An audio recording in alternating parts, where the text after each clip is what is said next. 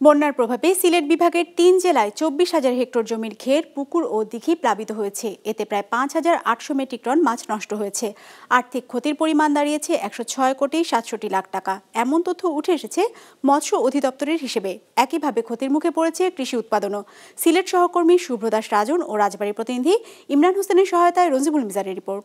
২৫০টিরও বেশি design option নিয়ে Walton smart fridge, বোঝে আপনার প্রয়োজন। রাজবাড়ী জেলার বাসিন্দা রশিদ মণ্ডল চলতি মৌসুমে ৫ বিঘা জমিতে পটল, লাউ আর ঘাসের আবাদ করেছিলেন। গেল কয়েকদিনের বন্যায় তলিয়ে গেছে এই কৃষকের সবজি বাগান আর ফসলি জমি। পটল ক্ষেত লাগিয়েছে ১ বিঘা জমিন, ফসল আদি মনে করেন জেলা ৪-৫ মন করে সপ্তাহে হইতো, এটা বিনেশ হয়ে গেছে। পাট তো লাগিয়েছে, তিল পালা কাটিয়ে থুছে, তিলের পালা পানি। রশিদ মণ্ডলের মতো ক্ষতিগ্রস্ত এই অঞ্চলের প্রায় সব কৃষক। কৃষি সম্প্রসারণ অধিদপ্তরের হিসেবে রাজবাড়ী জেলার গোয়ালন্দ উপজেলায় নষ্ট হয়েছে ১০,৮০০ হেক্টর জমির ফসল। এই পানি নেমে যাওয়ার পরপরই কৃষক কী ধরনের ফসল করতে পারে, কতটুকু তারা আদায় করে, এই বিষয়ে আমরা মাঠ পর্যায়ে সরাসরি পরামর্শ দিয়ে যাচ্ছি।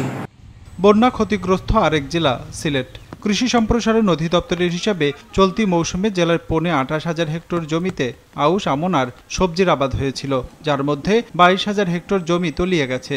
নষ্ট হয়েছে ১৬,৫০০ টন ফসল, যার আর্থিক মূল্য ৪,১৮,০০০ টাকার বেশি। বন্যা ম্যানেজমেন্ট নিয়ে সবাই কাজ করছে, আমরা কাজ করছি, কৃষি সম্প্রসারণ অধিদপ্তর ফসল নিয়ে কাজ করছি যে কিভাবে বন্যা কবলিত হইলে এই ডুবে থাকে যখন মানে সাবমার্জ কন্ডিশনের যেন টিকতে পারে, সেইরকম জাত দরকার আমাদের। এটা আমরা করছি আর আমরা প্রচারও করছি, কৃষকদের সাহস দিচ্ছি, পরামর্শ দিচ্ছি।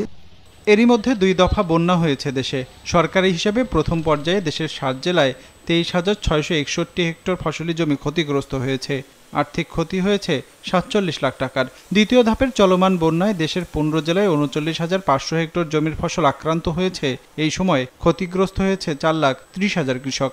আমাদের মাঠ পর্যায়ে সকল কর্মকর্তা কর্মচারী তাদেরকে আমরা বলছি, দুর্যোগ প্রবণ এলাকায় যে সমস্ত এলাকাগুলো বন্যা হচ্ছে, বৃষ্টি হচ্ছে, তাদেরকে স্টেশনে থাকা এবং তাদের উপস্থিতি নিশ্চিত করা। এটা আমরা তাদেরকে অলরেডি চিঠি দিয়ে দিয়েছি, তারা যেন থাকে। কৃষির বাইরে বন্যায় বড় আকারে ক্ষতিগ্রস্ত হয়েছে দেশের মৎস্য খাত। মৎস্য অধিদপ্তরের হিসাবে সিলেট, সুনামগঞ্জ, মৌলভীবাজারের ৩ জেলায় ২৩,৮১৩ হেক্টর জমির ঘের, পুকুর ও দিঘি প্লাবিত হয়েছে। এতে প্রায় ৫,৮০০ মেট্রিক টন মাছ আর ৪৫৫ মেট্রিক টন পোনা নষ্ট হয়েছে। ফলে আর্থিক ক্ষতির পরিমাণ দাঁড়িয়েছে ১,৬৭ লাখ টাকায়। মাছের পোনা, অবকাঠামো, বাঁধ, জাল ইত্যাদি অনেক কিছু রয়েছে এবং এই বন্যা পরিস্থিতি বর্তমানে আমরা যেটা আছে মোটামুটি স্থিতিশীল আমরা জেনেছি।